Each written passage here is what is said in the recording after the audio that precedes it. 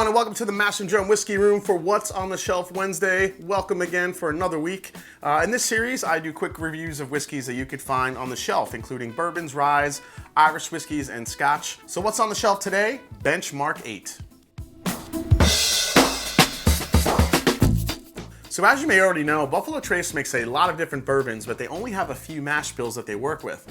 Age and placement in the warehouses really determine the rest. Their number one mash bill is a low rye mash bill, which is less than 10% rye, and makes some very well-known names, including Eagle Rare, George T. Stagg, Stagg Jr., Colonel Taylor, Buffalo Trace Bourbon, Old Charter, and McAfee's Benchmark. McAfee's Benchmark Old Number 8 Bourbon is Buffalo Trace's most basic entry into the bourbon category and is the equivalent of Evan Williams Black Label from Heaven Hill or Jim Beam White Label. It's a bargain bourbon that delivers value without a lot of depth and complexity, but sometimes that's just what you want at an affordable price. So a little history about Benchmark and some cool facts that I found out. Before 1992, it went by the name of Benchmark Bourbon and used to be made at Four Roses back when Seagram's owned them, and originally Benchmark was sold in a decanter style bottle with a black label. Seagram sold Four Roses to Kirin in 2002, so the sale of Benchmark to Sazerac predates that by a decade. Now, one detail I feel that's missed is the name McAfee's over the word Benchmark on the label. After the 1992 sale of Benchmark, the name was changed to McAfee's Benchmark Old Number 8 Bourbon in honor of the McAfee brothers, who in 1775 were among the first European settlers at the site where Buffalo Trace stands today. This is bottled at 80 proof, aged at least 36 months, is made by Buffalo Trace, and it's available for about 12 bucks. All right, guys, so I definitely wanted to review this one. This is one, obviously, I always see on the shelf, but I did find it interesting that I never noticed that McAfee's over the word Benchmark. So I think it'd be kind of fun to call that out and go through a little bit of the history of it. There's not much history about this since the brand kind of changed hands so many times, but as a basic entry into the Buffalo Trace line of bourbon, I thought it'd be interesting to tackle this one. So let's go into the nose. Wow, so at only 80 proof, it is very soft on the nose, but right out of the glass, you're getting very light caramels, light vanillas, but you're also getting some orange peel, which I think is interesting considering this is a low rye, orange and citrus, something I normally usually get with a higher rye mash bill, but definitely getting some orange zest here in the glass. Definitely getting some corn sweetness. You know, it's surprising too, because even though this bourbon is on the younger side, it's not smelling that way. I mean, there is some youth to it, obviously, but you know, I've probably had some bourbons that were even younger than this, or even some maybe a year older than this, and have smelt more youthful on the nose than this one does. Getting a little honey in there too, which is kind of nice. Yeah, it's actually a pretty pleasant nose. I mean, it's vanilla, caramel, honey. Get some orange peel, which was a little bit unexpected, which I think is kind of interesting. Maybe a touch of oak, but not much considering the age of it. So let's go into the palate, see what we get. Cheers, guys.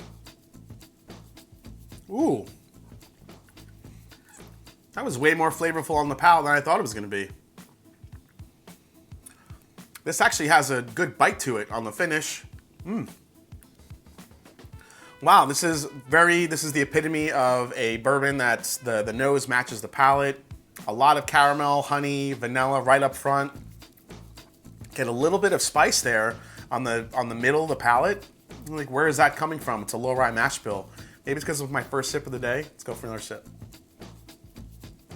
Wow. If this bourbon is actually 36 months old, which is only, 3 years old, I think it drinks a little bit older than that. Getting a little bit more oak than I thought I would on the palate. Good amount of that citrus note is really coming through. Vanilla, caramel. It also does not drink like an 80 proofer. I've had 80 proof bourbons that just disappear on the palate. This one is not disappearing on the palate. This one kind of stays a little bit, kind of gives you a nice little tingle on the back end. Finish is way longer than I thought it would be. Let's go for another sip. Yeah, this combination of vanilla, citrus, honey, man, it's almost like an herbal tea almost, with like a nice bite to it on the back end. It's good. I am not hating on that at all. I mean, I thought this would be like, You know, obviously it's not my favorite Buffalo Trace product.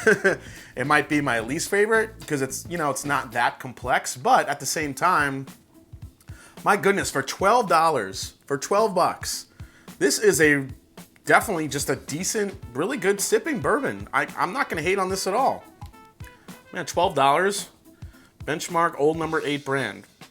So the number 8 on the front of this bottle is very reminiscent of the George Dickel Tennessee whiskey because they have on their bottles, they have the recipe numbers. They have the 8 or the 12 that you can get. And I think a lot of consumers will think that that is the actual age of the whiskey, which is not the case at all. It's just the recipe number. So I'm wondering if the marketing guys at some of these distilleries are like, oh, let's leave the 8 or the 12 or whatever it may be on the front of that label. Even though it's not the age, maybe consumers will think that that is the age and will sell more. So guys are tricky, man. Tricky.